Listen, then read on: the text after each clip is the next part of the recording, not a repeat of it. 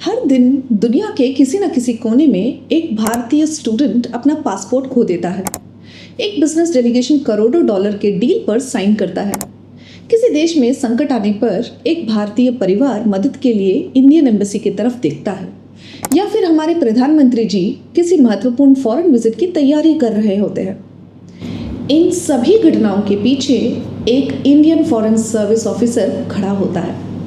वो टेलीविजन पर कम दिखते हैं, आप उन्हें न्यूज़ डिबेट्स में शोर मचाते नहीं देखेंगे, लेकिन चुपचाप धैर्यपूर्वक और अपने घर से हजारों किलोमीटर दूर रहकर वो 140 करोड़ों भारतीयों की आवाज़ बनते हैं। अगर आप यूपीएससी की तैयारी कर रहे हैं तो आपके मन में भी एक सवाल ज़रूर आता होगा, आखिर एक आईएफएस ऑफिसर की असली ज़िंदगी कैसी होती है। आज हम इसी सवाल का जवाब ढूंढेंगे, किसी बोरिंग लेक्चर से नहीं, बल्कि एक ऐसे डिप्लोमेट की रियल लाइफ स्टोरी से जिन्होंने ग्राउंड जीरो से लेकर मिनिस्ट्री के टॉप मोस्ट लेवल तक काम किया है। भारत के former foreign secretary Shri Harshvardhan Shringla ji. उनकी स्टोरी इसीलिए खास नहीं है कि ये कोई फिल्मी कहानी है, बल्कि इसीलिए क्योंकि ये आपको दिखाती है कि अगर आप आईएफएस चुनते हैं तो अगले 30 से 35 साल आपकी ज़िंदगी एक्चुअली कैसे दिखेगी। साल था 1984। दिल्ली के सेंट स्टीफेंस कॉलेज से ग्रेजुएट एक युवा ने यूपीएससी का एग्ज़ाम दिया। नाम है मिस्टर हर्षवर्धन श्रृंगला। रिजल्ट आया और उन्होंने हासिल की ऑल इंडिया रैंक 15, AIR 15। इतनी अच्छी रैंक, पर 99% लोग आंखें बंद कर आईएएस चुन लेते हैं, क्योंकि आईएएस को हमारे देश में पावर और प्रेस्टेज का सबसे बड़ा सिंबल माना जाता है। लेकिन हर्षवर्धन जी ने एक अलग रास्ता चुना। उन्होंने चुना इंडियन फॉरेन सर्विस यानी आईएफएस। क्यों? क्योंकि जिस व्यक्ति को इंटरनेशनल रिलेशंस में इंटरेस्ट हो, अलग अलग कल्चर्स को समझना पसंद हो, कमांड देने से ज़्यादा डायलॉग और नेगोशिएशन पर भरोसा हो और ग्लोबल स्टेज पर भारत का झंडा बुलंद करना हो, उसके लिए आईएफएस से बेहतर कोई प्लेटफॉर्म नहीं हो सकता। उनकी जर्नी शुरू हुई मिसौरी के Lal Bahadur Shastri academy of administration से फाउंडेशन कोर्स के साथ। यहीं पर उन्होंने फ्यूचर आईएएस, आईपीएस और अन्य सिविल सर्विस ऑफिसर्स के साथ ट्रेनिंग ली। इसी दौरान उन्होंने पब्लिक एडमिनिस्ट्रेशन, एथिक्स, लीडरशिप और टीम वर्क जैसे महत्वपूर्ण स्किल्स में मास्टरी हासिल की। लेकिन 15 हफ्तों के बाद उनका रास्ता बाकी दोस्तों से अलग हो गया। वो पहुंचे न्यू दिल्ली के Sushma Swaraj institute of foreign service में। यहाँ क्लासरूम का पूरा माहौल बिल्कुल बदल गया। यहाँ सिखाया गया इंटरनेशनल लॉ, ट्रेड डिप्लोमेसी और सबसे इम्पॉर्टेंट नेगोशिएशन की कला। और पता है इस ट्रेनिंग का सबसे इंटरेस्टिंग पार्ट क्या होता है? Compulsory foreign language. जैसे एक आईएफएस ऑफिसर को कोई एक स्टेट कैडर मिलता है, वैसे ही एक आईएफएस ऑफिसर को एक ग्लोबल रीजन और लैंग्वेज अलॉट होती है। ये अलॉटमेंट रैंडमली नहीं होता। बहुत लोग सोचते हैं कि ये सिर्फ यूपीएससी रैंक से डिसाइड होता है, लेकिन हकीकत कुछ और है। ऑफिसर की preference, ministry of external affairs की रिक्वायरमेंट्स और ट्रेनिंग के दौरान ऑफिसर्स की परफॉर्मेंस, इन सब को ध्यान में रखते हुए ये डिसीजन लिया जाता है।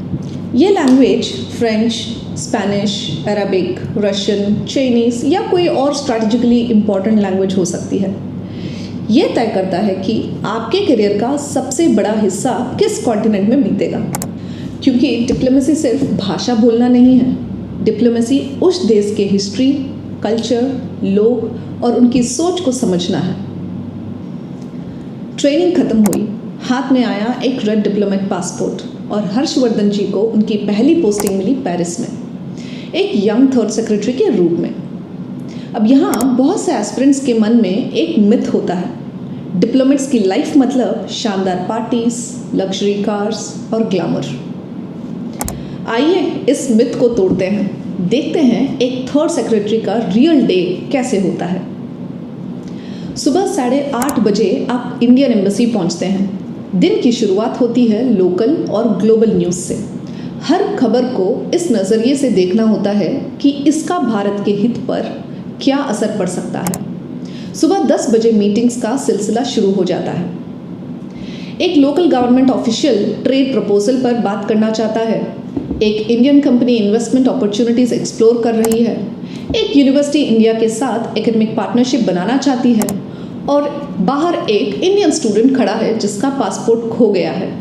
हर इंसान की ज़रूरत अलग है। दोपहर तक आप डिस्पैचेस लिखते हैं, यानी कॉन्फिडेंशियल रिपोर्ट्स, जो सीधा न्यू दिल्ली के साउथ ब्लॉक पहुंचती है और कई बार इन्हीं रिपोर्ट्स के आधार पर भारत की फॉरेन पॉलिसी से जुड़ी बड़े फैसले लिए जाते हैं। शाम को किसी कल्चरल इवेंट में भारत को रिप्रेजेंट करना होता है या बिजनेस लीडर्स और इंडियन कम्युनिटी के साथ नेटवर्किंग, और दिन का ख़त्म होने से पहले अगले दिन की मीटिंग्स और ब्रीफिंग्स की तैयारी। ग्लैमर दिखता ज़रूर है, लेकिन उसके पीछे मेहनत और जिम्मेदारी का पहाड़ होता है।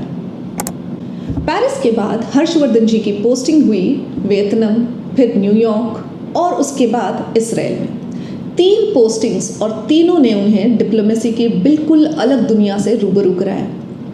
वियतनाम में बायलैटरल रिलेशंस, यूनाइटेड नेशंस में दुनिया के 190 से ज़्यादा देशों के बीच भारत की आवाज़ बनना, और इसराइल में मिडिल ईस्ट की जियोपॉलिटिक्स को हैंडल करना।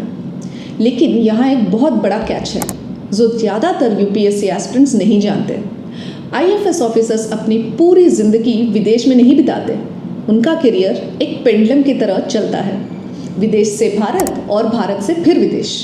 हर 2-3 फॉरेन पोस्टिंग्स के बाद ऑफिसर्स वापस आते हैं साउथ ब्लॉक न्यू दिल्ली में, मिनिस्ट्री ऑफ एक्सटर्नल अफेयर्स के हेडक्वार्टर्स में, क्योंकि डिप्लोमेसी 2 जगहों पर काम करती है, एक फील्ड में इंडियन एम्बेसीज के जरिए और दूसरा साउथ ब्लॉक में जहां भारत की फॉरेन पॉलिसी बनी और शेप की जाती है। न्यू दिल्ली में रहते हुए हर्षवर्धन जी ने नेपाल, भूटान, बांग्लादेश, श्रीलंका और यूनाइटेड नेशंस डेस्क को संभाला।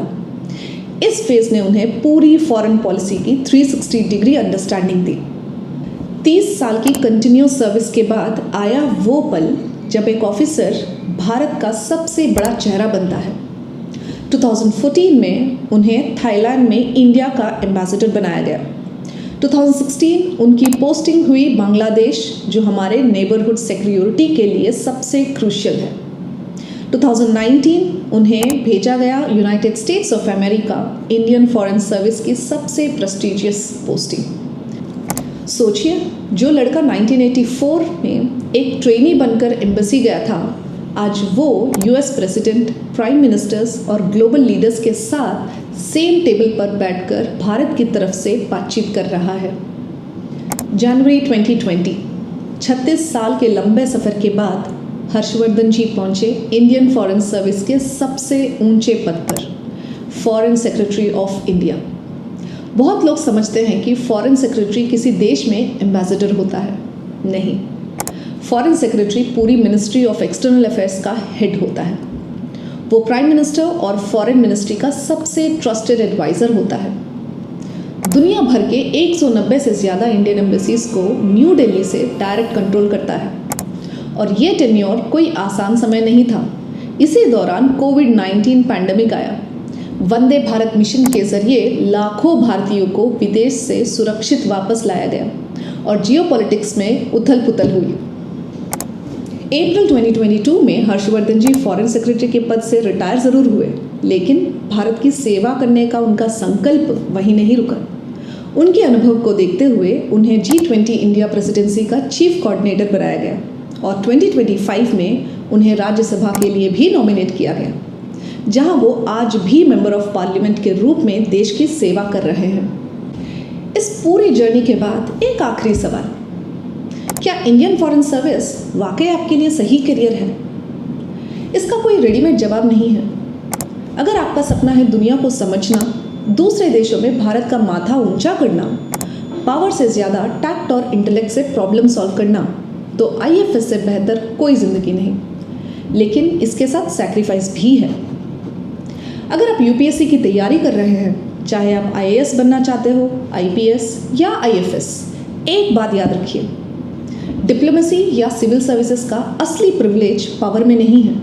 असली प्रिविलेज है 140 करोड़ों लोगों की उम्मीदों को अपने कंधों पर उठाना। अगर ये सपना आपके आंखों में है तो आज से ही उसके लिए मेहनत शुरू कीजिए, क्योंकि एक भारतीय डिप्लोमेट का सबसे बड़ा प्रिविलेज दुनिया देखना नहीं होता, बल्कि दुनिया के किसी भी कोने में खड़े होकर भारत को रिप्रेजेंट करना होता है। अगर आप ऐसे ही रिसर्च बेस्ड और ऑथेंटिक यूपीएससी करियर जर्नीज देखना चाहते हैं तो चैनल को ज़रूर सब्सक्राइब कर लीजिएगा। मिलते हैं एक और एक्स्ट्रॉर्डिनरी करियर जर्नी के साथ। All the very best. जय हिंद।